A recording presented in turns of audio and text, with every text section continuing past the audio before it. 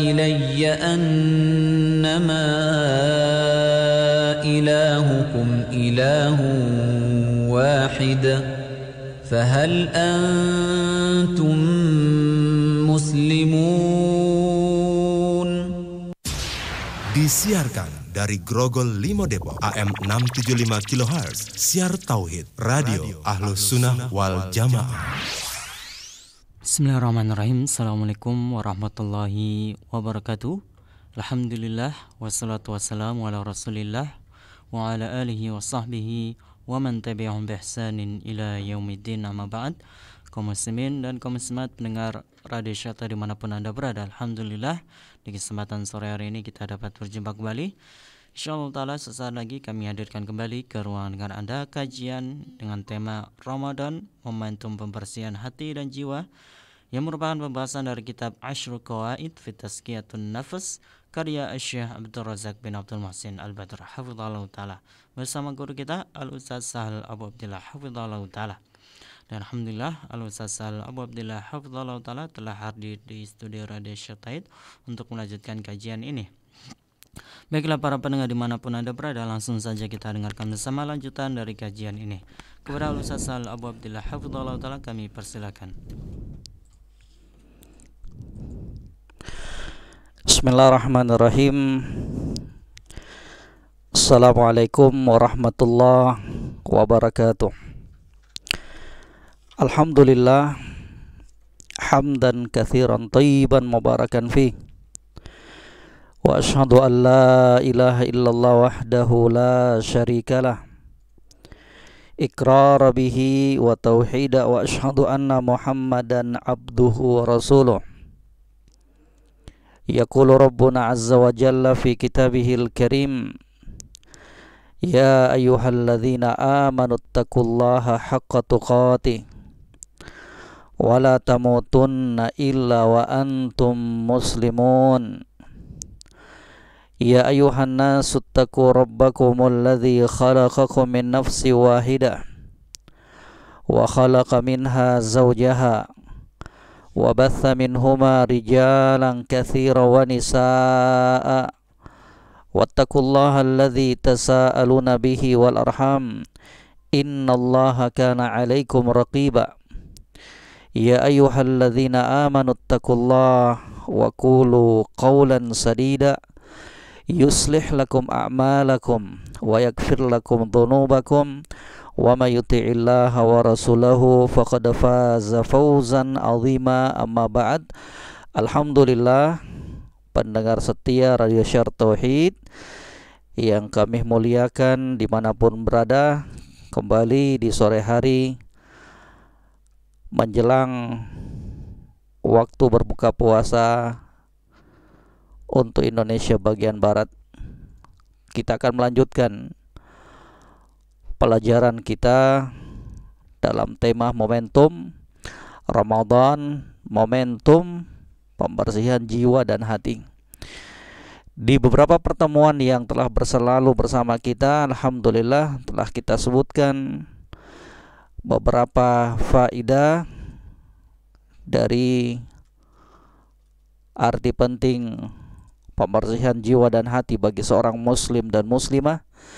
Demikian pula telah kita sebutkan beberapa poin yang penting berkaitan tentang upaya pembersihan jiwa dan hati yang dilakukan oleh seorang hamba. Di antaranya harus dia ketahui bahwasanya pembersihan jiwa, tazkiyatun nafs, itu merupakan anugerah, pemberian dan rahmat dari Allah Subhanahu wa taala yang tidak akan mungkin bagi seorang hamba bisa meraihnya kecuali dengan kehendak Allah Subhanahu wa taala.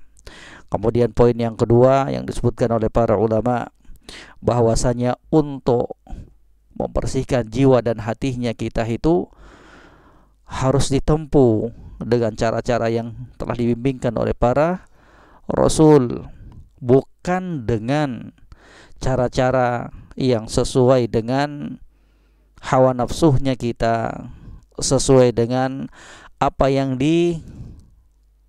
diserukan oleh orang-orang yang menyerukan tanpa dalil, bukan pula dengan inovasi-inovasi, bukan pula patokannya dengan perasaannya kita, tidak. Akan tetapi harus ditempuh upaya dan pembersihan jiwa tersebut dengan cara-cara yang telah dituntunkan oleh para rasul. Makanya Imam Ibnul Qayyim mengatakan apa? Farrusul atibbaul qulub. Oleh sebab itu kata beliau Al-Imam Ibnul Qayyim dalam kitab beliau Madarijus Salikin bahwa para rasul itu adalah dokternya untuk penyakit-penyakit hati. Subhanallah. Baik jamaah sekalian, pendengar Radio Syiar Tauhid dimanapun berada yang kami muliakan, rahimani wa rahimakumullah. Ya, seperti yang telah kita sebutkan bahwasanya pembahasan ini kita ambil dari kitab yang dikarang oleh Syekh Abdul Razak yang berjudul Asyru Qawaid fi Tazkiyatin Nafs, ya, yang berisikan 10 konsep pembersihan jiwa dan hati. Kata beliau, al-qaidatul ula, kaidah yang pertama, konsep yang pertama, at-tauhid aslu ma tazku bihin nufus. Tauhid merupakan sumber pijakan yang akan membersihkan jiwa. Ya. Ingin membersihkan jiwanya kita, hatinya kita, maka mari belajar, mari perdalam tauhid. Subhanallah. Karena tauhid itulah yang merupakan sumber pijakan dari upaya pembersihan jiwa dan hati yang dilakukan oleh seorang hamba. Subhanallah. Kata beliau, inna tauhid huwal ghayah allati min ajliha khalaqanallahu azza wa jalla wa awjadana. Sesungguhnya tauhid itu merupakan puncak di mana Allah Subhanahu wa taala menciptakan kita dengan sebab itu. Allah Subhanahu wa taala menciptakan kita, menghadirkan kita di muka bumi ini. Tujuannya satu, yaitu mentauhidkan Allah Subhanahu wa taala. Menjadikan Allah Subhanahu wa taala sebagai satu-satunya sesembahan yang kita sembah. Satu-satunya sesembahan yang berhak untuk kita ibadahi. Kama qala Subhanahu wa ta'ala, sebagaimana firman Allah Subhanahu wa ta'ala, wa ma khalaqtul jinna wal insa illa liya'budun. Dan kata Allah Subhanahu wa ta'ala, tidaklah aku, yaitu Allah Subhanahu wa ta'ala, tidaklah aku menciptakan jin dan manusia illa liya'budun, illa liyuwahhiduni. Tidaklah aku ciptakan jin dan manusia kecuali untuk beribadah kepadaku. Ya, kata para ulama, ini kaidah yang disebutkan oleh para ulama, setiap penyebutan ibadah di dalam Al-Qur'anul Karim maka maknanya adalah tauhid. Tuh, kaidah yang disebutkan oleh para ulama. Setiap penyebutan ibadah di dalam Al-Qur'anul Karim maka maknanya adalah tauhid, yaitu mengesahkan Allah Subhanahu wa taala. Contohnya ini, wa ma khalaqtul jinna wal insa illa liya'budun. Tidaklah aku ciptakan jin dan manusia kecuali liya'budun, ya, untuk beribadah kepadaku. Apa makna illa liwahiduni? Kecuali untuk mentauhidkan aku, ya, menjadikan Allah Subhanahu wa taala sebagai satu-satunya yang berhak untuk disembah, ya. Demikian pula tauhid ini juga merupakan inti, ya, dari dakwanya para nabi dan rasul. Dan itu disebutkan juga oleh Allah Subhanahu wa taala di dalam Al-Qur'anul Karim, wa laqad ba'atsna fi kulli ummatin rasulan ani'budullah wajtanibut taghut. Dan tidaklah kami mengutus pada setiap umat seorang rasul, ya, kecuali Kata Allah Subhanahu wa taala, "Wa laqad ba'atsna fi kulli ummatin rasulan an i'budullah wajtanibut taghut." Dan sungguh kami telah mengutus pada setiap umat seorang rasul. Apa gunanya? Apa tugasnya? An i'budullah wajtanibut taghut, agar para rasul tersebut yang kami utus di setiap umat itu menyerukan kepada umatnya untuk semata-mata beribadah hanya untuk Allah Subhanahu wa taala dan menjauhi tauhid, menjauhi taghut, sesembahan yang batil, ya, yang disembah selain Allah Subhanahu wa taala. Inilah makna dari kalimat syahadat, ya, yaitu apa? Asyhadu alla ilaha illallah. Ini maknanya ini. Ayat yang baru saja berlalu di hadapannya kita. Ani'budullah wajtanibut taghut, hanya beribadah kepada Allah semata, ya. Kemudian wajtanibut taghut, menjauhi taghut. Itulah makna dari apa? Dua rukun syahadat. Dua rukun dari kalimatul tauhid, kalimatul ikhlas, ya, namanya sama semua. Kalimatul ikhlas, kalimatul tauhid, kalimatul syahada. Itu sama semuanya. Rukunnya ada dua, nafyun wa itsbatun. Nafyun artinya dia bersihkan, dia jauhkan, dia murnikan. Kemudian itsbatun, dia tetapkan, ya. Dia bersihkan, dia sucikan Allah Subhanahu wa taala bahwa tidak ada sesembahan, ya. Tidak ada sesembahan yang berhak untuk disembah. Kemudian kita itsbatkan, tetapkan, illallah, kecuali Allah Subhanahu wa taala. Ya. Kemudian kata beliau, wat tauhid huwa awwalu ma yajibu 'alal insani lid-dukhul fi dinil Islam. Wa kadzalika huwa awwalu ma yajibu 'alad da'iyati ila Allah azza wa jalla ay yu'allimahu lin-nas.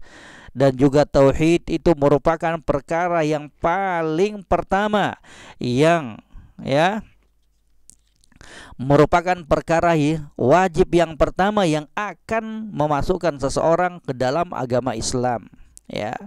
Tanpa tauhid, ya, tanpa mengucapkan syahadah, maka sungguh orang tersebut tidak akan masuk dan berpredikat sebagai seorang muslim ataukah muslimah. Demikian pula kata Syekh Abdul Razak, tauhid ini merupakan perkara yang wajib bagi para dai untuk mengajarkannya kepada manusia. Memulai dakwahnya kita dengan dakwatut tauhid, mengajarkan, mengarahkan, membimbing manusia untuk mengenalkan mereka bahwa ibadah yang mereka lakukan itu hendaklah mereka peruntukkan dan arahkan hanya kepada Allah Subhanahu wa taala semata. Itu yang paling pertama. Perkara yang paling pertama kita dakwakan adalah dakwatut tauhid, ya. Dakwah tauhid, dakwah untuk mengajak manusia, ya, agar mereka memurnikan ibadah hanya kepada Allah. Kalau di sana ada sekelompok orang, ya, ataukah segelintir orang yang mengatakan bahwa dakwah tauhid itu adalah dakwah pemecah, maka ini adalah ucapan yang batil, ya. Bagaimana mungkin kita bisa membangun dakwahnya, kita bisa membangun persaudaraan ukhuwah kalau kita tidak berada di tauhid, di atas kerangka tauhid? Mustahil perkara tersebut akan bisa terwujudkan, ya. Perkara tersebut bisa terwujudkan adalah perkara yang mustahil. Tauhid adalah landasan yang paling pertama. Justru dakwah tauhid itu adalah dakwah pemersatu, ya. Bersatu kita di atas tauhid, karena inilah, ya, dakwah yang paling pertama dipraktekkan oleh Nabi sallallahu alaihi wasallam, dakwah tauhid, ya. Kama qala Nabi sallallahu alaihi wasallam li Mu'adz ibn Jabal indama ba'athahu ilal Yaman, sebagaimana Nabi sallallahu alaihi wasallam bersabda kepada Mu'adz ibn Jabal radhiyallahu taala an, ketika Nabi sallallahu alaihi wasallam mengutus Mu'adz ibn Jabal ke negeri Yaman, diutus oleh Nabi sallallahu alaihi wasallam Mu'adz bin Jabal untuk berdakwah ke negeri Yaman, menyebarkan Islam. Lihat apa ucapan Nabi Shallallahu Alaihi Wasallam kepada Mu'adz bin Jabal yang akan berangkat berdakwah tersebut. Kata beliau, innaka taqaddamu ala qaumin min ahlil kitab. Wahai Mu'adz, sesungguhnya engkau akan mendatangi sekelompok manusia dari kalangan ahlul kitab. Ahlul kitab itu orang-orang Yahudi dan Nasara. Ya, orang-orang Yahudi dan orang Kristen dinamakan ahlul kitab karena mereka punya Alkitab, punya kitab. Ya. Kemudian kata Nabi, "Falyakun awwala ma tad'uuhum ila ayyuhidullah." Maka hendaknya poin pertama yang engkau serukan, yang engkau dakwakan kepada mereka, kepada kaum tersebut dari kalangan orang-orang ahlul kitab adalah apa? Hendaknya mereka mentauhidkan Allah Subhanahu wa ta'ala. Hendaknya mereka memurnikan ibadahnya mereka hanya kepada Allah Subhanahu wa ta'ala. Ya. Kemudian kata beliau, wa kama anna tauhid huwa aslu ma tazku bihin nufus wa tadhuru fa inna syirka huwa ashad ma yudannisun nufus wa yaftiku biha bal huwa muhbitun li jami'il a'mal. Maka sebagaimana tauhid tersebut merupakan sumber utama yang akan mensucikan jiwanya kita, yang akan membersihkan jiwanya kita, maka kesyirikan itulah perkara yang akan mengotori jiwanya kita, yang akan merusak jiwa dan hatinya kita, bahkan yang akan menghilangkan dan menghapuskan seluruh amal perbuatannya kita. Subhanallah. Jadi diperhatikan baik-baik. Ingin membersihkan jiwa dan hatinya kita, maka perkara yang paling pertama yang harus kita ketahui adalah perdalam ilmu tauhid.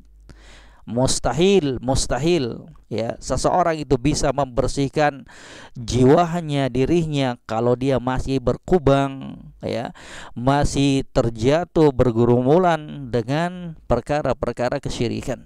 Itu mustahil. Ya, karena sekali lagi kesyirikan itu adalah perkara yang akan mengotori jiwa dan hatinya kita.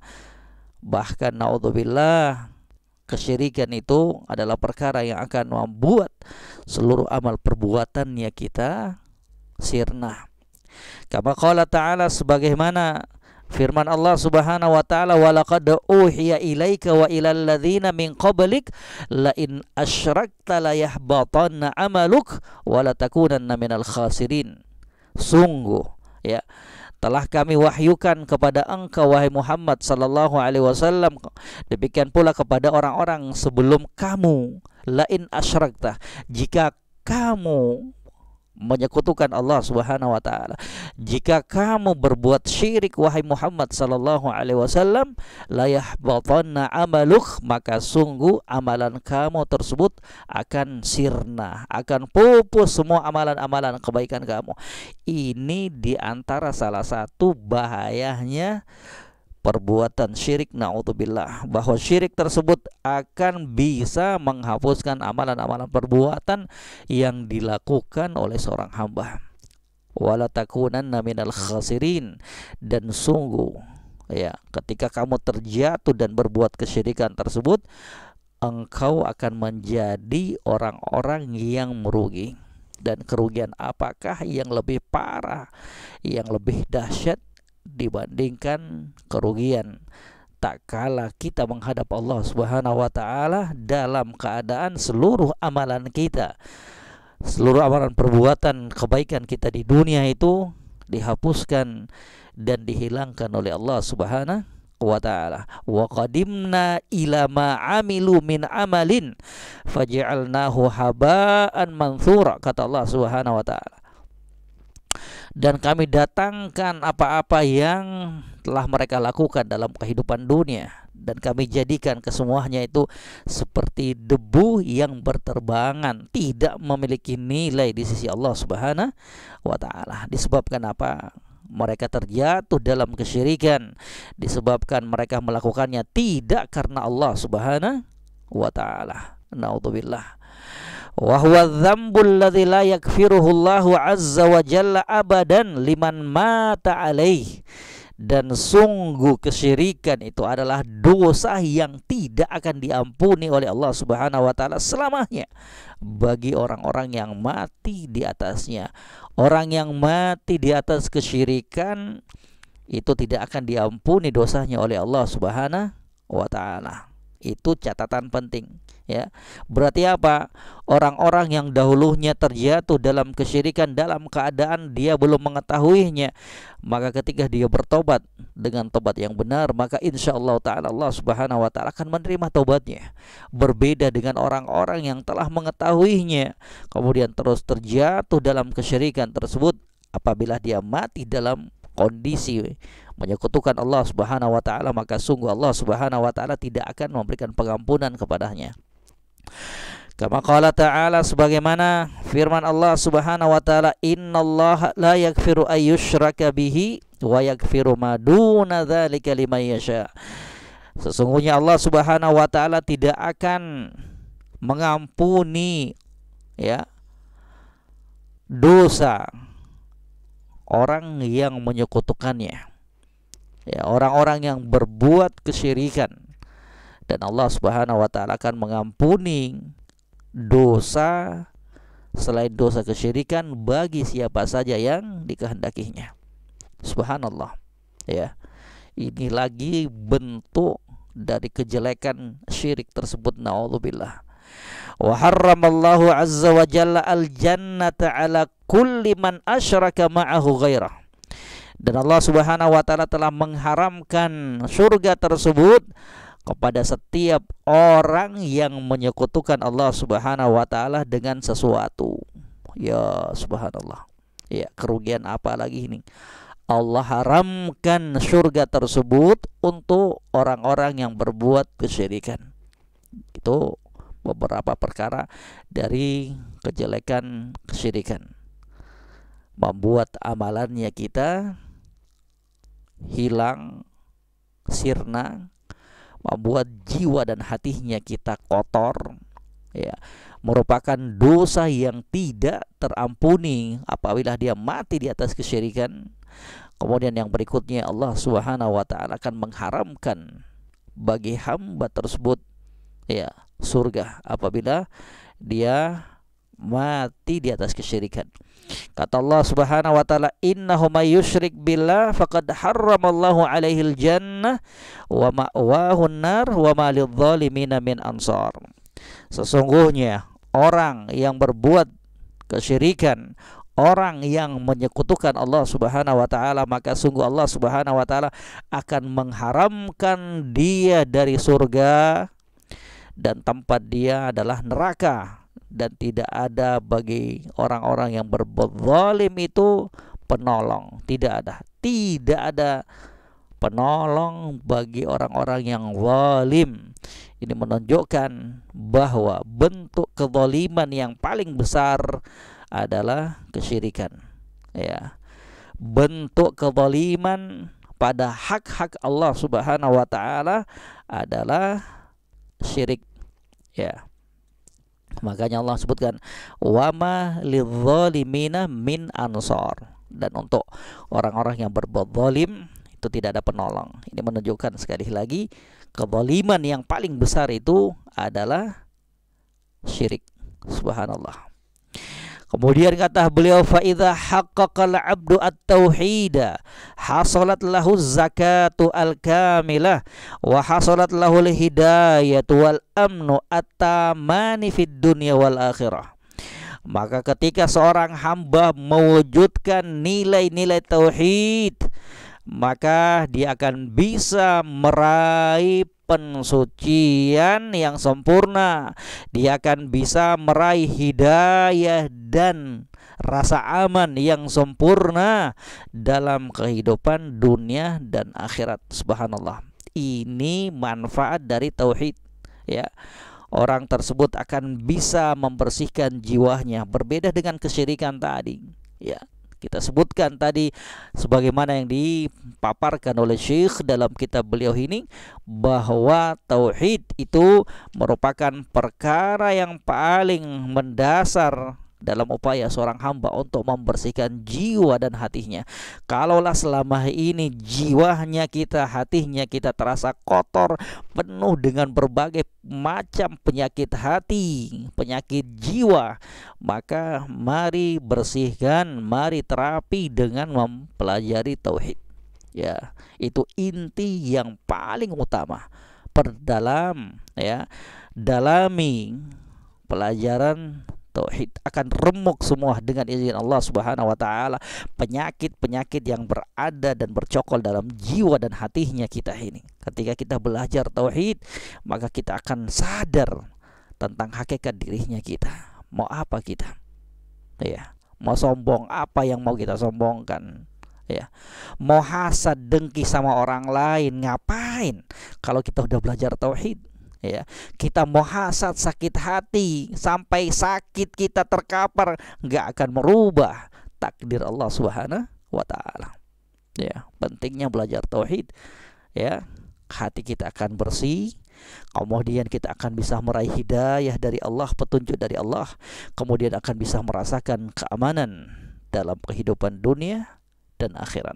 Kama qala azza wa jalla, sebagaimana firman Allah Subhanahu wa taala, alladzina amanu wa lam yalbisu imanahum bidzulmin ulaika lahumul amnu wa hum muhtadun. Dan untuk orang-orang yang beriman dan tidak mengotori keimanan mereka dengan kezaliman, ulaika lahumul amnu wa hum muhtadun, maka mereka itulah orang-orang yang akan merasakan keamanan, dan mereka itu pula orang-orang yang mendapatkan hidayah. Dan insyaallah taala kita akan lanjutkan penjelasan dari ayat ini, dari konsep yang pertama ini, bahwa tauhid merupakan pondasi yang paling pertama dalam upaya seorang hamba untuk membersihkan jiwa dan hatinya. Kita akan bertemu lagi insyaallah taala pada pertemuan yang akan datang insyaallah taala. Wa akhiru da'wana alhamdulillahirabbil alamin. Kita ucapkan pula, ya, selamat berbuka puasa. Subhanakallahumma rabbihamdik, asyhadu an la ilaha illa anta astaghfiruka wa atubu ilaik. Wassalamualaikum warahmatullahi wabarakatuh.